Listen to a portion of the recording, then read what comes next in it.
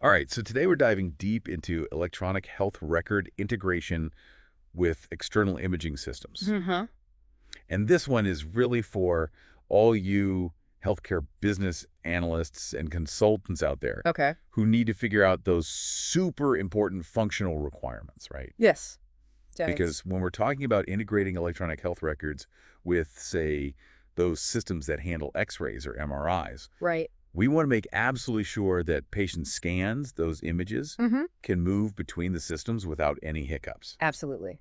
Seamless flow of information is key. Exactly. No missing data, no errors, just complete, streamlined care for the patient. I agree.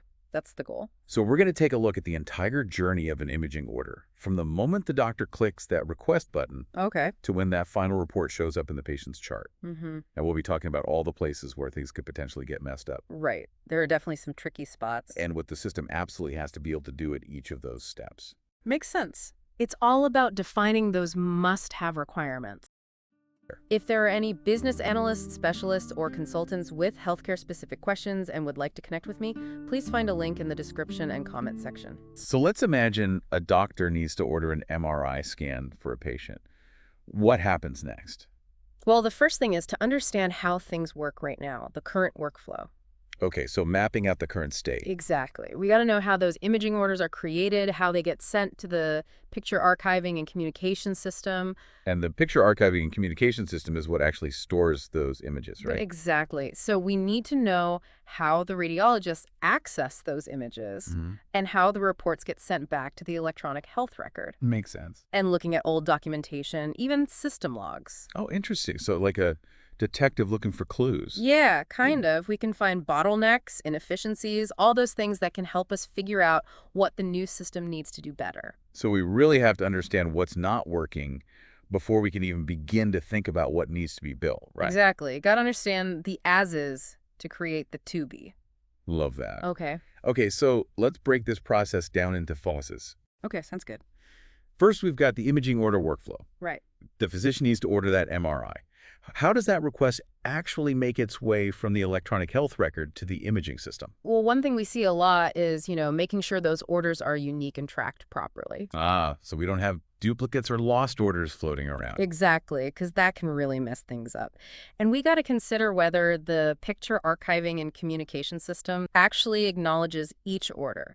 And that's usually done using something called a Health Level 7 ORU message. Okay, hold on. What exactly is a Health Level 7 ORU message? Right, so Health Level 7, or HL7, is basically a standard for exchanging healthcare information electronically. Okay. An ORU message, which stands for Observation Result, is specifically for transmitting observations and results. So like the results of a blood test, or in this case, an imaging scan. Yeah, exactly. Yeah. So in this case, it's how the electronic health record, hey, there's a new imaging order here. So making sure that Health Level 7 ORU message is set up correctly is super important so the imaging system knows what to do. Definitely. It's all about clear communication between the systems. All right, so the imaging system has the order.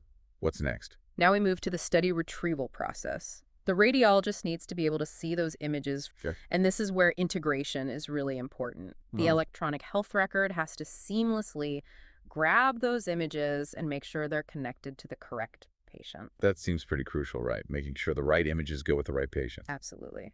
Mixing those up would be a disaster. No kidding. And there are some cool technologies that are used for this. Oh, yeah. Like what? So there's something called FHIR, Fast Healthcare Interoperability Resources. Oh, that's a mouthful. It is, yeah. But basically, it's a newer standard that's becoming more popular. And it has this thing called an imaging study API, Okay. which allows for standardized retrieval of imaging studies. Yeah. So the radiologist has the images, they've looked at them, made their interpretation. What happens to that report? Right, so that brings us to report sharing. That report needs to get back into the patient's electronic health record. Makes sense. And this usually happens through those Health Level 7 ORU messages again. But this time, the message contains the actual report. Ah, okay. And things can go wrong here, too. Like what? Delays in transmission, reports getting sent to the wrong place. Oh, yeah, that wouldn't be good. Not at all.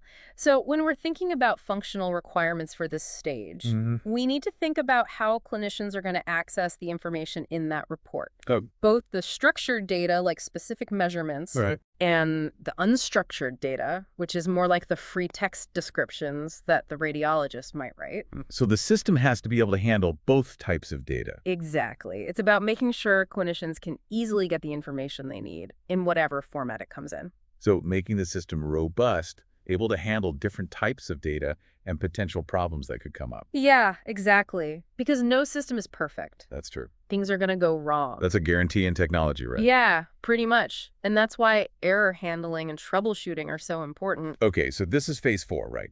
Error handling and troubleshooting. Exactly. We got to think about those what-if scenarios. What if a patient identifier is missing from the order? Right. What if an image doesn't transfer properly? We have to have answers for those situations. So how do we actually take those what-if scenarios and turn them into functional requirements? Well, we have to define specific responses and timeframes for how those issues will be resolved. Okay, give me an example. So let's say an imaging order is sent. We could write a requirement that says, the system must generate an alert within 2 minutes if the picture archiving and communication system doesn't acknowledge receiving that order. Okay, so a specific time frame for action. Right. Or we could say, if an image transfer fails, the system has to automatically retry the transmission 3 times before sending an error alert. So setting those clear expectations for how the system should behave even when things go wrong. Exactly. That's how you build a system that's resilient and reliable. Makes sense. It's really about walking through each step, figuring out where things could go wrong, and defining those really clear requirements for every scenario. Yeah, because ultimately it's all about taking care of the patient. Right. Absolutely. And a well-designed system can really make a difference in ensuring that patients get the care they need. So we've covered a lot today. The journey of an imaging order from request to report, the potential pitfalls. It's a complex process. It is, yeah. And how to translate those potential problems into those must-have requirements for our systems. And it's always evolving. As technology changes, the way we approach integration and data exchange is going to change too. Yeah, that's a good point. So to everyone listening, if you want to go even deeper on this, Yeah, do some more exploring. we've got some additional resources linked in the comments. So keep on diving deep, everyone. Absolutely. Until next time. See you later. Bye.